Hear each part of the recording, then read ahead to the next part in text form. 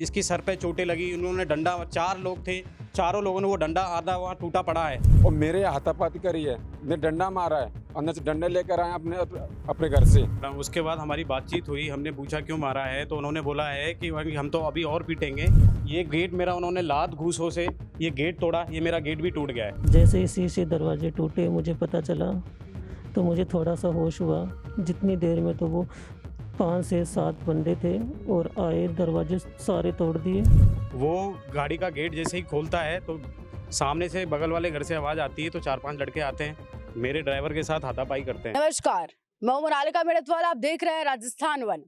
देखिए 2026 की शुरुआत हुई है, सर्दी का मौसम है और आप बढ़िया शानदार एकदम चैन से आपके घर पे सो रहे हैं, एकदम कंबल ओढ़ के भाई साहब सुबह उठेंगे, चैन की नींद ले रहे हैं कुल मिलाकर, तो आप वो भी नहीं ले सकते। ये मेरी चेतावनी है आपको, आप बिल्कुल चैन से सो नहीं सकते कंबल ओढ़ के, क्योंकि आप तो सो जाएंगे लेकिन प्रशासन तो, जैसे आप सोए हुए हैं चैन से, वैसे प्रशासन भी सोया हुआ है और आप आपके घर में भी सुरक्षित नहीं है। अभी मैं कालवाड़ रोड पर मौजूद हूँ।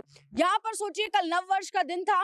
नव वर्ष के दिन एक बहुत ही सीधे साधे आदमी जो यहाँ पर काम करते हैं, वर्कर है इस घर में, वो चैन से सो रहे थे और बगल के ही घर के लोग दारू के नशे में धुत घर के अंदर घुसते हैं और घर में घुसकर इतना बुरा मारते हैं कि अभी हमने घर में घुसकर देखा, पूरा घर खून से लथपथ पड़ा हुआ है, पूरे घर में खून ही खून हो रहा है, खून की स्मेल आ रही है, बकायदा इतना ज्यादा खून बहा दिया गया। आप सोचिए, आप आपके घर में भी सुरक्षित नहीं है, घर में घुसकर ही बगल के पड़ोसी घर में घुसते हैं और घर में आकर खून से लथपथ कर जाते हैं। अब क्या हुआ शुरू से वही भैया बताएंगे। शुरुआत में बिल्कुल इन्हीं का घर है, इन्हीं के वर्कर्स यहाँ पर काम करते हैं।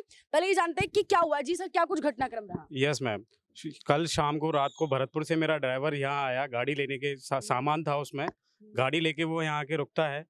वो गाड़ी का गेट जैसे ही खोलता है तो सामने से बगल वाले घर से आवाज़ आती है, तो 4-5 लड़के आते हैं, मेरे ड्राइवर के साथ हाथापाई करते हैं।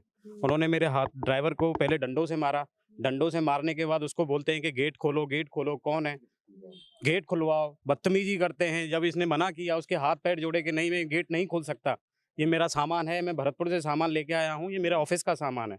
उसके बाद उन्होंने गेट तोड़ा, गेट में लाते मारी, इसको मारा, डंडों से इसको मारा।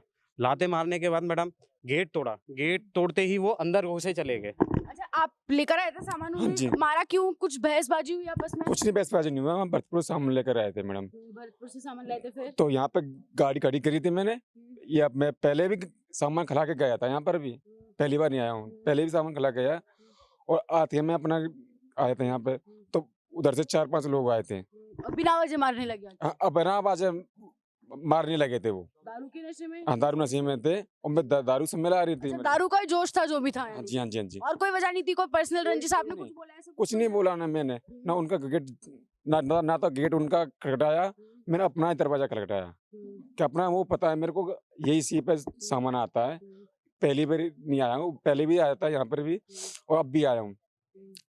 तो फिर ऐसा हुआ, तब ये गेट तोड़ दिया। आपके सामने तोड़ा? हाँ, मेरे सामने तोड़ा और मेरे हाथापाती करी है, ने डंडा मारा है, अंदर से डंडे लेकर आए अपने घर से। अच्छा, डंडे भी लेकर आया घर में? हाँ, घुस डंडा लेकर मेरे को मारा है, फिर गेट तोड़ा है। फर्स्ट का ये तोड़ दे मेन गेट, फिर दूसरा गेट तोड़ दिया है सामने अंदर से। अच्छा, अब थोड़ा घर में भी घुसेंगे सर, एक बार दिखाइए, क्योंकि अभी हम तब घर में घुसे तो घर की हालत बड़ी बुरी है, क्योंकि घर में सोचिए खून की स्मेल आ रही है पूरे घर में। ये तो डंडा है, ये सब कुछ, क्योंकि पुलिस आई तो यहाँ पर ये देखिए डंडा है जिससे मारा गया, डंडे को तोड़ दिया मारते मारते। हाँ जी। और अगर आप पूरे घर में अगर चलकर देखेंगे तो खून के निशान यहीं पे शुरुआत से ही देखने को मिल रहे हैं। हाँ जी, आप बता रहे थे कांच वाच कैसे तोड़ा, ये सब ये बताइए। डंडा से तोड़ा था। मैम डंडे से तोड़ा आपके सामने? एक्चुअली क्या हुआ था, इसमें डंडा मारा, शीशे को डंडे से तोड़ा, डंडे तोड़ने के बाद इसमें जाली का गेट बना हुआ है, जाली के गेट को तोड़ा, गेट को तोड़ने के बाद इसमें हाथ अंदर डाला, अंदर हाथ डालने के बाद इन्होंने मेरा गेट ओपन किया, इस तरीके से मेरा गेट ओपन किया। गेट ओपन करने के बाद वो अंदर चले गए।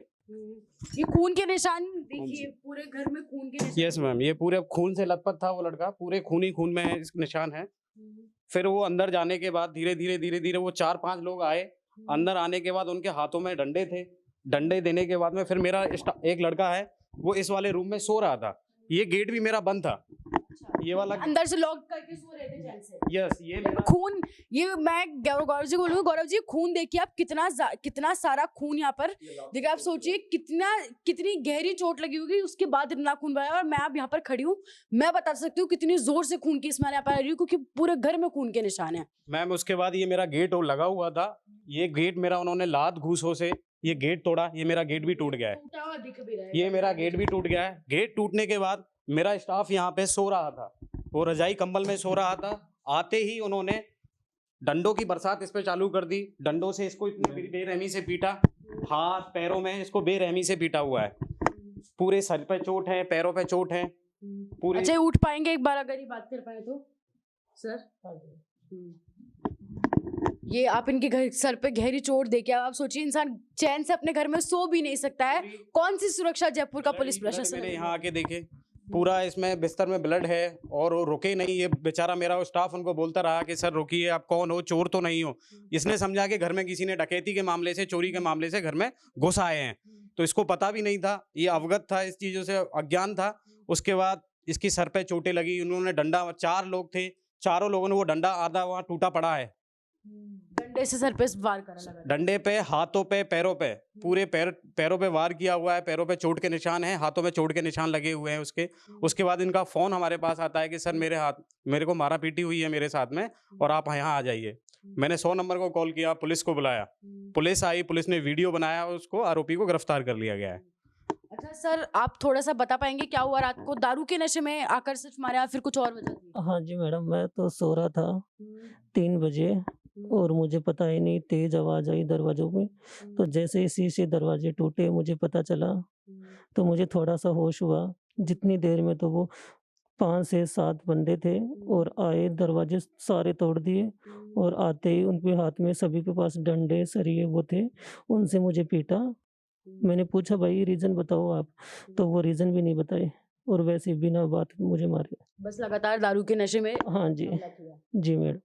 अब आप सोचिए, आप अपने घर में भी सुरक्षित नहीं है। वो देखिए, हाँ ये लगातार, क्योंकि ये जगह भी खून, देखिए खून के निशान, यहाँ पे खून के निशान है और यहीं पर ये डंडा और यहीं पे ठीक बेड के पास में खून के निशान है, क्योंकि अभी चलकर बाहर तक गए होंगे तो पूरे घर में ये देखिए बिस्तर पे, सारी जगह पे, हर जगह पर खून के निशान है। इतना ज्यादा तो खून बह चुका है और वो चोट देखकर भी समझ में आ ही रहा। अब आप सोचिए, आप आपके घर में भी सुरक्षित नहीं है, आप अपने घर में चैन से सो रहे हैं तो आपके पड़ोसी आकर आप पर वार कर सकते हैं। और जयपुर पुलिस प्रशासन, लगातार दावे हो रहे थे कि नववर्ष पे गश्त चल रही है हर जगह पर जयपुर पुलिस प्रशासन की, तो आप सोचिए कहीं और तो क्या है सुरक्षित होंगे आप, तब आप अपने घर में सुरक्षित नहीं है ऐसे लोगों के खिलाफ। जी सर, अच्छा उसके बाद आपकी इन लोगों से बातचीत हुई, आपने पूछा क्यों मारा आपने घर में? यस मैडम, उसके बाद हमारी बातचीत हुई, हमने पूछा क्यों मारा है, तो उन्होंने बोला है कि हम तो अभी और पीटेंगे। अच्छा, अभी आपने अगर पुलिस कंप्लेंट कराने की जरूरत की तो मैं करनी सेना का अध्यक्ष हूँ।